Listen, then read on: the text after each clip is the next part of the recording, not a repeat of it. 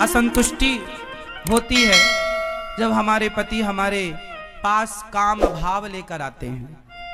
हमारा मन बेचैन हो जाता है कि हमारे हृदय में जो कृष्ण हैं पता नहीं वो निकलकर बाहर ना चले जाएं। ऐसा उस बहन ने मेरे से सवाल किया कि जब पति काम भाव से अपनी पत्नी के पास आता है तो पत्नी को अच्छा नहीं लगता, क्योंकि पत्नी के अंदर भगवत भक्ति जाग गई है, प्रेम जाग गया है।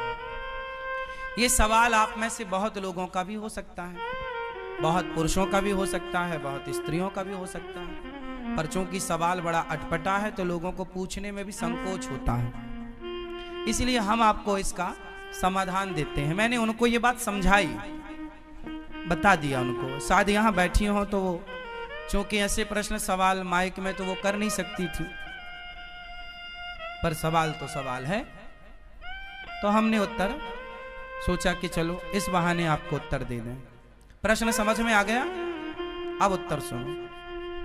हमने उनसे बोला कि आपके पति, आप तो भक्ति में रम गई हो, बहुत अच्छी हो आप, कि आपके हृदय में कृष्ण विराज गए हैं, भक्ति विराज गई है, आपका दिन रात भगवत चिंतन में ही मन लग रहा, बहुत अच्छी बात है। लेकिन जो आपके पति हैं अभी उनका मन विषयों में है, और यदि आपने भी इनकार कर दिया कि आप हमारे पास मत आओ तो आपके पति फिर पराई स्त्री के गामी हो जाएंगे, वो दूसरी स्त्रियों के पास जाने स्टार्ट कर देंगे, वैश्याओं का गमन करने लग जाएंगे, वैश्यागामी हो सकता है इसलिए तुम्हारा पति। इसलिए तुम्हारे अंदर तो कोई वासना है नहीं, लेकिन पति के अंदर यदि है तो पति पत्नी के पास ही तो जाएगा। यदि तुमने भी उसे हटा दिया अपने पास से तो वो वैश्यागामी, उसका चरित्र बिगड़ जाएगा। इसलिए तुम्हारा धर्म है। मीराबाई के साथ भी यही था, बिल्कुल सेम। मीरा का विवाह बचपन में कृष्ण से हो गया था, मान लिया था उन्होंने पति कि मेरे तो पति गिरधर गोपाल हैं, लेकिन फिर भी उनके माँ बाप ने जबरदस्ती उनका विवाह भोजराज से कर दिया, जो राणा के बेटे हैं। तो भोजराज राणा के साथ उनका विवाह हुआ। जब उनकी पहली रात आई मिलन की, मीराबाई को बिठाया गया एक कमरे में, सिर्फ दीपक का प्रकाश था, और जो कि रिवाज है घूंघट डाल के मीराबाई को बिठाया गया। तभी रात्रि को, पहली रात्रि पहला मिलन जब भोजराज आए तो मीरा ने अपना दुपट्टा, अपना मुंह खोलते हुए भोजराज से कहा कि ये दुनिया कहती है कि आप मेरे पति हैं, कि ये दुनिया कहती है कि आप मेरे पति हैं, पर मेरी अंतरात्मा तो कहती है कि मेरे पति केवल कृष्ण हैं।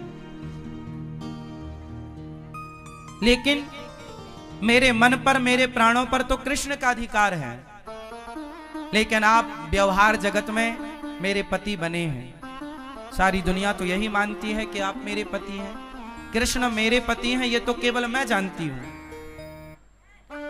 मेरे मन की बातें या मैं जानूं या वो जाने, आप तो नहीं जान पाओगे।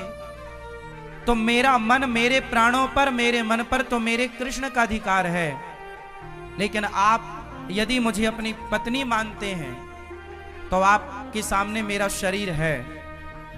यदि मेरे शरीर की भूख है आपको तो मेरे शरीर से आप अपनी भूख मिटा सकते हैं, मैं मना नहीं करूंगी, आप मेरे शरीर से अपनी भूख मिटा लीजिए, लेकिन मेरे मन पर, मेरे प्राणों पर तो मेरे गिरधर गोपाल का ही वश है, कब्जा है। तो इस बात से यह सिद्ध होता है कि यदि आपका पति कामुक है तो फिर आपका धर्म है कि आप अपने पति को भी धीरे धीरे सत्संग से जोड़ें, कथाओं से जोड़ें, धीरे धीरे उसके मन को भी बदलें और उसका साथ दें। आप यदि सोचेंगी कि मैं तो भक्ति में रमी हूं, अब मेरे पति जो मेरे साथ रमण करेंगे तो वो गलत है, वो गलत नहीं है। आपका धर्म है कि आप अपने पति को खुश रखें, प्रसन्न रखें, धीरे धीरे उसे भी सत्संग से जोड़कर। देखो, मन बदला जा सकता है, मन बदला जा सकता है। कैसे? सत्संग से। यदि स्त्री भक्ति करने लग गई और पति को छोड़कर चली गई तो तुम्हारा कल्याण होगा। तुम्हारा धर्म क्या है कि यदि तुम्हारे हृदय की शुद्धि हो गई है तो तुम अपने परिवार के सभी सदस्यों की, अपने पति की, अपने बच्चों की भी शुद्धि करो हृदय की, अपने भक्ति के प्रभाव से, अपने जप, अपने तप के प्रभाव से। यदि आप केवल भक्ति करने लग गई और भाग गई घर से कि अब जी तो मैं तो वृंदावन रहूंगी, मैं तो घर में नहीं रहूंगी, तो ये तो भागना हो जाएगा, ये तो रण छोड़ के भागना हो जाएगा। फिर आपका धाम में आकर के वास करना, अपने पति को छोड़कर, अपने बच्चों को छोड़कर, ये आपका धर्म नहीं है। धर्म तो ये है कि पति और बच्चों के साथ रहकर जो प्रेम आपके भीतर जागा है वही प्रेम पति और पुत्र के भीतर जागा कर उनका भी कल्याण कीजिए और उनका साथ दीजिए।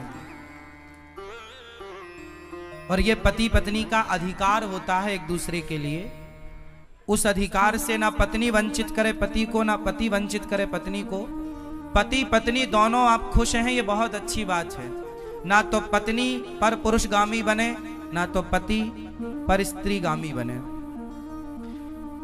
यदि कोई पुरुष पर स्त्रीगामी है, याद रखिएगा, बहुत स्पष्टता से समझिएगा, यदि कोई पुरुष पर स्त्रीगामी है और कोई स्त्री पर पुरुषगामी है, तो आप ही बताइए दोषी कौन है?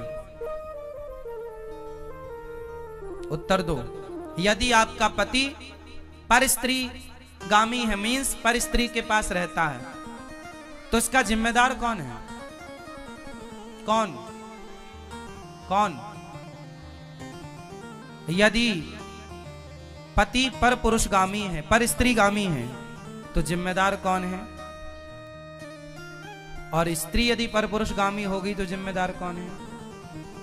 पति पत्नी ही जिम्मेदार है। इसलिए गृहस्थ जीवन में पत्नी का धर्म है। पत्नी को मोहिनी कहा जाता है।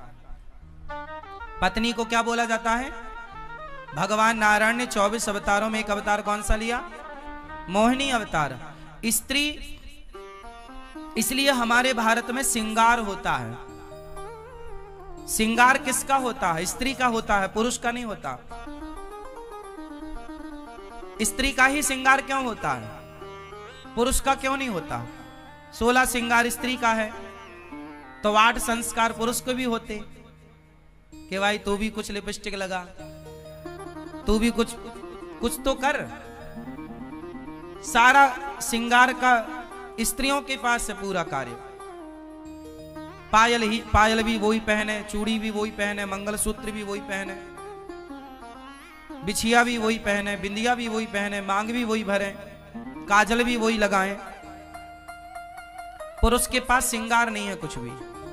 हाँ या ना? बताओ, स्त्रियों को श्रृंगार क्यों दिया गया?